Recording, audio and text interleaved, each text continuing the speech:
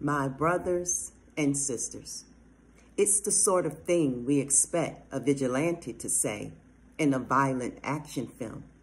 But this promise, vengeance is mine, was first spoken by our Creator, the author of our story.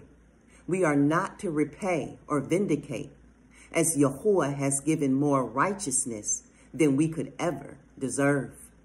Moses was the scribe, but Yahuwah authored the words, vengeance is mine, and I will repay. In due time, their foot will slip. Their day of disaster is near, and their doom rushes upon them. This is Yahuwah's promise and his Torah, given first in Exodus and a second time here. Deuteronomy is a reminder of the covenant that Yahuwah made with his people. The word Deuteronomy is Ale ha-Devarim in Hebrew, meaning these are the words. Moses is preparing to pass the baton to a new generation of Israelites, led by a next generation leader, Yehoshua. Moses is reminding the people to remain faithful to the one true Elohim and his Torah. Yahuwah has fed them and provided water in the desert. And now, knowing he will soon die and not see the promised land, Moses rebukes the people. For I know your rebellion and your stiff neck. Behold, while I am yet alive with you this day, ye have been rebellious against Yahuwah. And how much more after my death? In Deuteronomy 32, referred to as the Song of Moses, Moses sings to Yahuwah, and the phrase, vengeance is mine, is first recorded here in Deuteronomy 32:35. It is a promise Moses claims for himself and his people. He continues with, in due time their foot will slip, their day of disaster is near, and their doom rushes upon them. Yahuwah will vindicate his people. Later, Shaul quotes this verse to the believers in Rome to emphasize the point that they should not repay evil for evil.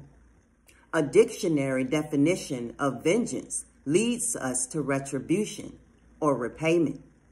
Strong's Hebrew Concordance explains that the word used here, nakam, means avenged, quarrel, vengeance. Shaul would have used the Greek, which is ekdikesis, or vengeance, vindication. Vindication is a little different, meaning acquittal, clearing, exculpation, exoneration. When we see these two definitions side by side, we can take the phrase to mean, one, Yah punishes the wicked. We are not to exact punishment on behalf of Yahuwah for his honor. He will satisfy his own wrath. Yahuwah destroyed Sodom and Gomorrah out of vengeance for their iniquity. He withheld vengeance from Nineveh when Jonah preached truth to them and they turned to Yahuwah.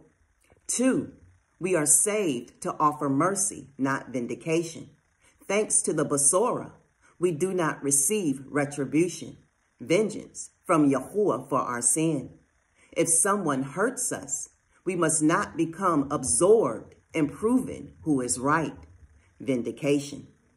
Yahuwah's Old Testament Torah tells the people how to deal with criminal behavior and certain sins such as adultery and murder.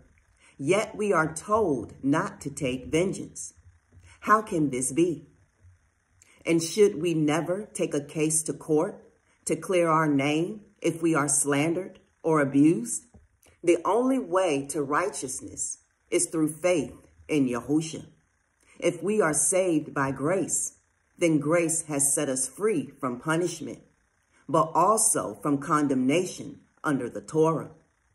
The contrast of this freedom with our former depravity should make us acutely aware that we are not owed anything by Yahuwah, yet he already bought our freedom at the stake. We have no right to receive earthly honor, but if that's what we want, then if we are honored on earth, we have received our reward in full. Ideally, we will let Yahuwah avenge his people when they suffer for Mashiach, and we won't seek vindication from the world. His glory is all that matters, and before all the people, I will be glorified, says Yahuwah. We have a tendency to want justice for ourselves, to be treated fairly. Our society spends a lot of time talking about rights, but these, for the believer, are merely self-centered expectations. Yahuwah has never told us we will be treated fairly on earth. In fact, we don't get what we deserve. We live under grace and not the Torah. We are better off under grace than under human rights. Our rights are to belong to Mashiach, to stand justified before a holy Elohim, to own everything and inherit everything, to love our enemies, to return good for evil, to treasure Yahuwah above all things, which are blood-bought rights. They cannot be secured for us by laws. Everything else Shaul wrote is loss. Yea, doubtless, and I count all things but loss for the excellency of the knowledge of Mashiach Yahusha, my Yeshua, for whom I have suffered the loss of all things, and do count them but dung, that I may win Mashiach.